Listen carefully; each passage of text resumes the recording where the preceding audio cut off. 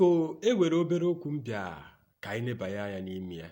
Ihe nji wee kpọọ ya obere okwu bụ akwara anya daara ọchị, ọ dịka ọchị apara mmadụ tufuo. Okwu m mbụ, okwu m abụọ, okwu m ịtọ. Ihe nji maka ebe bụ maka Mathias Ezeaku.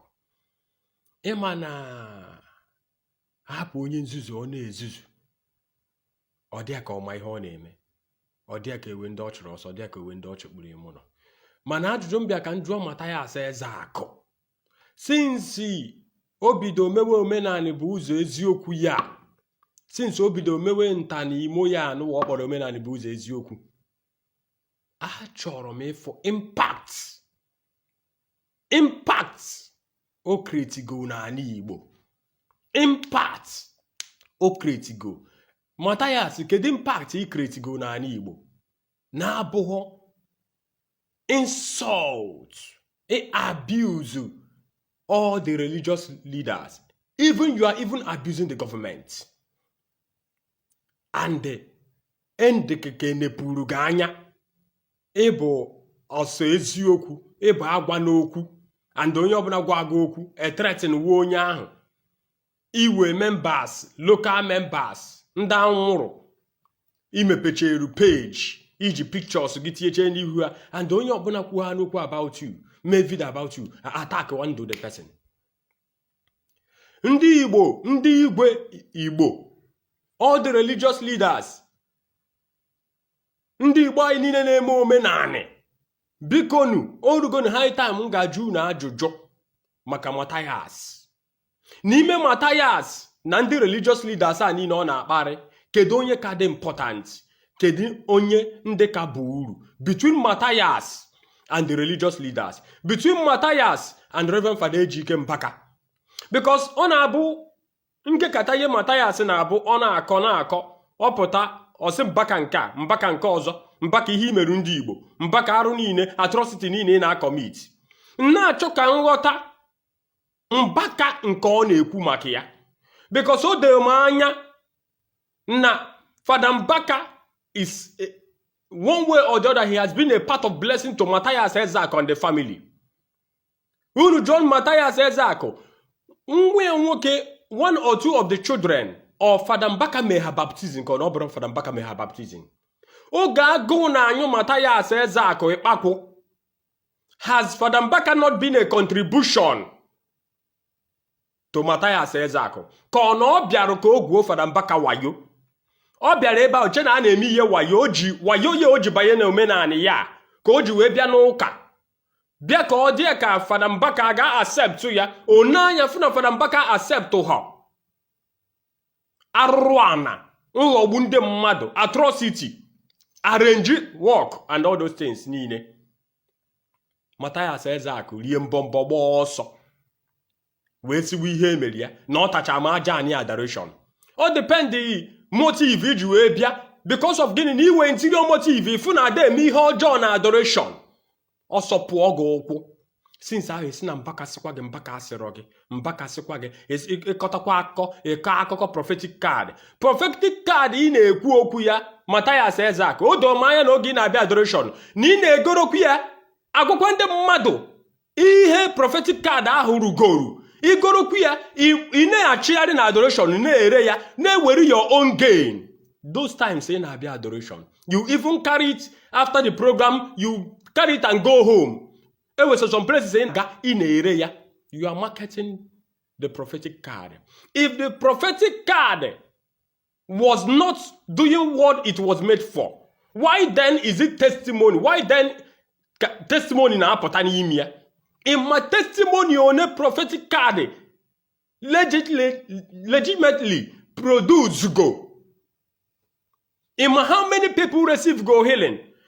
Afọm ka ị na-aka eri gụwa na-ekeru ndị ụka isi sikpụta sigbuo ha. When you see them, kill all of them, that you are not afraid of death. They should kill them. Whenever they see them, chikutuo ha, sikonye ha taya n'onu, sikpa ha ọkụ. Ndị ụka ahụ ka ebiaziri ikere ikpe. Ndị ụka ahụ ka ebiaziri analyze ihe dị between them. No wonder ị na-esi ike attention ndị Zion abịa ha n'ikwu okwu ndị Zion afanye ego okwu. Why are you people afraid of Mathias Ezeaku? Mathias Ezeaku kwa maka na Ebuka Obi hapụ gị ka na-akpagharị maka oge aha ọ bịa jiri akụ Zion bịa mee ga arrest egbe aha agbara nwa bego ọkwagwa ka achị egbu ya ọkwagwa ka akara ịgbaji ụkwụ na mbọ ọkwa maka na ịdị ndụ wee na-ekwu okwu gụwa sị na ịdị ha afraid of death. What did you do that time? You came out on a public social media ụdị ọnụ ị na-agbaka kịta ka ị nọ na-agbaka ị na-eyela agba ewere ihe nwere isi ọsọsọ ọnụ abuse religious leaders and all these people fold hands na-ekiri gị ma ndị gọọmenti anyị they are all practicing what they call tradition. Still they respect church. Should I start counting them there in Anambra? Ibeto is a chief.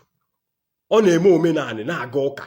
Ibeto rụrụ ndị be ha ụka. Ife Ayoba leta Ife Ayoba ọ bụ a chief. Ọ na-eme omenani ọ na-aga ụka. Kedu ọha Obenwulu Enugu Isuawa ọ a chief. Ọ rụrụ ndị Isuawa ụka na-emekwa omenani. Ghana ebe nwunye gị si n'Ituku, the highest church ewere ebe out, one of the highest handsome beautiful church ewe n'Ituku was built by a religious leader which is Fada Mbaka ị na-akparị na arụrụ ụzọ Ituku be nwunye gị bụ maka Fada Mbaka because of Fada Mbaka ị na-akparị. Fada Mbaka bụ ihe draw attention ndị gọọmenti to Ituku Ọbatokoto ọgụ local government draw attention governor Enugu State. Then bụ nwanne gị nwoke gịnị bụ onye Nsụka bụ Rollins ugwu anyị ekwuedo okwu rụọ ma Nsụka because Fada Mbaka was gingering him, telling him na ọ chọrọ ka ọ dọọlụ na gọọmenti ya. Ị na-aba all these people today gbachi gị nkịtị bụ chiefs. Even Soludo bụ a chief. Soludo bụ a Christian.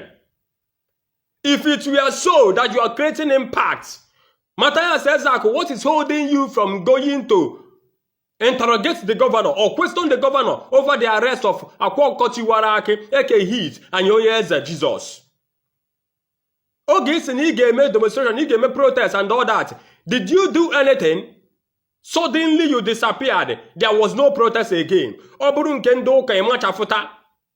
Ihe ndoka megi because of nature, you were wayoga no shiga. Na arụ anaga na okwu ashiga baita n'ụka ịbata adoration enupugi ekweghọ gị.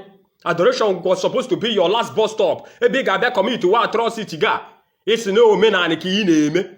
Since ị mewere omenani ma traditional leaders a niile even na Nsụka bụ unu even na Anambra ebe ahụ ị nọ ma na Enugu steeti ebe nwunye gị si ndị Imo ndị Abịa ndị Ebonyi kedu ndị recognize gị Gwam culture a na-eme today asị na Mathias Ezeaku ka a na-eti ya n'aka as an event planner, as an event manager. Na gị plan ya invent ka afụ the product ihe ga-produce. Ichere ndị mmadụ amara dị eziokwu Mathias Ezeaku. Ọkwa going back to our root ụmụaka anyị gbabacha n'ime ka eji wee mee gịnị? Ka eji wee na-ebuzi oke ite, na-ebu awele, na-ebu ipopo, na-ebu udu akọ mmiri. Ụmụaka anyị bido fuwe kidnapping karịa organ harvesting karịa ebe niile. A na-agbagharị. Obodo mebie na asị that they are going back to their roots. That they are going back to start to continue from where their father stopped. Ndị nna nna anyị ha emeghe ụdị omume a apụta asị ndị nna nna anyị ha meteru. Enweghị ihe ndị nna nna anyị ha meteru. Sọsị ya sị ndị nna nna anyị ha kwụsị oge abụ igbu ejima, igbu onye aka ya dị ọcha, imegbu nwaanyị ajadu, ịnarụ mmadụ ibia ihe ya n'ike, nwaanyị ajadu afọ ọsọ ya kuchie ya, anarụ mmadụ anị ya n'ike maka na o were ka ọrịa. Ya sị ndị nna nna anyị ha kwụsị. Omenani bụ ụzọ eziokwu nchere na ịkara ị na-ekwu na ya gụwa nwaja ha na-atagharị agba agbala nze ha na ọmahụ na ojikwa akwụkwọ obodo oyibo ebe ọ nọ na Germany na-atagharị agba na fight ndị ụka. Ewelubezi mbosi unu fight kata ndị ụka pụta one Sunday taa si na chọọchị ekpero na ụka mechi na the whole South East no maka Mathias Ezeaku no impact Mathias Ezeaku creatigo because ama themselves ma even mana Anambra ebe ahụ ịnọ self na ịma ntara ya atara Innocent ha APC ha Ibeto ha Ogbu Awa ha Nnamdi Ezeaku oha. Juiciest ha jesko ha ama mgbachi gị nkịtị ngige ha Soludo bụ gọvanọ ama mgbachi gị nkịtị ịpụta one Sunday kwuchie onye ụlọ ụka the smallest ụlọ ụka dị na Anambra ịmantara iwu di ya mana ị na-eme going back to our roots ịmakwa ihe ị na-eme o mana iwu mgbe mbọsị apụta convince wu onye ọbụla oru oge onyinye from Catholic Church to Methodist Church, from Methodist Church to Anglican Church, from there to Pentecostal to non-denominational ministries. Ewunu be mbọsị ịkwụsị ha ibu ji na ọkụkọ na ewu ha na efi ha ma oroma ha ma orange ha ma whatever. Rather, ị na-eme omenala ụzọ ụka. Ị na-ana ewu, ị na-ana ji, ị na-ana ọkụkọ, ị na-ana efi, ị na-ana ebini. A na-atụ mma n'ụlọ ụka gị. Ebe eji aka ekpote ose akwọrọ akwa na-eki ya, ihere ekwe ga na-evidi ya. Mana ị na-fight against Mbaka. Mbaka ị na-ekwu okwu ya. In your lifetime, in your 10th generation, ewedo onye gị ga-emeto 1/10 of ihe Mbaka mee. The impartation of Mbaka bụ to Ala Igbo at large. Echi ịma ihe, ọkwa ndị anyị na-agbachi gị nkịtị. We have come to get rid of you, Mathias Ezeaku. We will continue talking about you until government do something. Because you are turning to become something else. Echekwe m na akara ịkpụta gị tinyere onye eze Jizọs ha na-eke hit ha na-akwa ọkọchị were aka ha ka ị bịa kọwaa ihe bụ ọrụ gị n'ihe omenala bụ ụzọ eziokwu because ekwesịghị inyewe ihu ga-enye. Ọ bụ ha na ndị ụka bụ your problem. Ị ga-eji wee na-eye unhealthy authorization against Christians, against ndị Igbo ibe gị, against ụmụ nwanne gị afọ ha si kugbuo ha si gbuo ha si gbaa ha ọkụ. Gọọmenti fold aka niile gị Mathias gbachi gị nkịtị ka ọ na ha achọbụ ịkpụta gị ka ọ na orube oge a ga-akpụta gị question nwa gị interrogate we gị because erugo oge kwesịrị ịjụba gị ajụjụ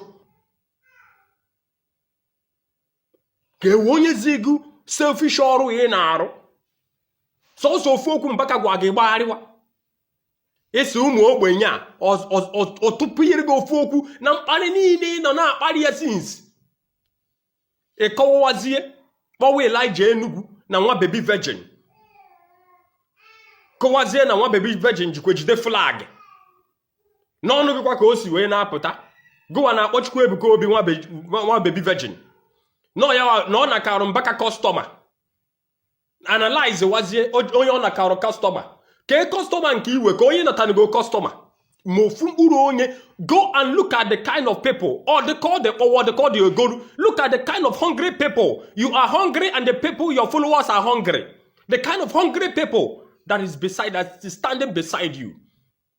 I thought by now that Nikwesi in a way to think. Nikwesi in a way to think. Go and I mean in my omenani. Gbamo figwe na recognize go figwe na the whole southeast. Gbamo chief, gbamo ọzọ ndị na recognize gị like ihe ị na-eme. By now the Igbo is supposed to be gathering. Because all the Igbo's, almost all of them na-aga church. Even ma ndị dibịa kịta. That is why eji afụ ịnọkọta efu onye dibịa na-amara omewe ofu ihe. Ọfọsụ nwa mmadụ na ọ ga-agwụwa ọgwụ. Onye ajụ na ọma ngwa ọgwụ ọ bawara ndị ụka ọ chọkwa oje attack ndị ụka onewe anya ka ọ marụ onye na-distract onye a ya bịakwute na ya ọ bụ ofu ha na-ekpere ma ndị ụka and most of these people na-eme ihe a ewe the calling. That is why ha ji aga astray like Mathias Ezeaku. And I'm been expecting that na ewego ndị Igwe ga-apụta today si na ti iwu si na their community, their consequence, their autonomous community na ndị ụka niile n'ebe a ga-akwụsị ụka that no chọkwa ụka again na-emechi ihe dịka ụka mana afụnuro m mana ị na-ekwu against ndị ụka. Igwe pụtakwa oruo Sunday ọ gara owu ya ụka oruo ewu ihe a na-eme akpọ ya ọga ụka gaa ebe ahụ gawa ọjị gaa ọfọ ọ ya bụ ezigbo omenala. Ọ bụrụ omenala ụzọ arụrụ a na omenala igbu mmadụ a omenala ịkọsị confusion omenala ịkparị ndị isi ụka ka ị na-akparị ndị isi ụka ọ na ịma ha na ndị gọọmenti na-erubere ndị isi ụka isi ọmịma ha na ndị gọọmenti bịa nọ ihe ndị ụka kwu ka ndị gọọmenti na-eme. That is why I'm encouraging our religious leaders to rise up. Because they have every biblical chances. They have every conjugal right to make things right in this country. To talk about the atrocity. You that say that the church is committing atrocity. The atrocity you are committing in the name of Mathias Ezeaku. And nobody wants to face you. Because they say you are a hungry person. But if they leave you, you are turning to something else. What authoritative right do you have to give an order? Afunda. Igba Bible ọkụ. All the religious leaders na-enegi n'anya. Gbagi nkịtị. All the religious leaders, they have all it takes. We have sons. We have judges that are religious leaders. We have senior advocates, barristers, high sons that will get rid of you and question you about burning the Bible. Because Bible, it's lawful that there will freedom of worship. You have no rights. You have no rights to criticize somebody's decision. You are an attack. You are speaking against that person. What the person I encourage Governor Soludo. I encourage Peter Mbaka of Enugu State. I encourage the local government chairman of Nsukka, the way you are coming from. They should rise up because you want to turn to what we don't know. But I'll stop here for now. I'll come back to the part 2 of this video. Thank you.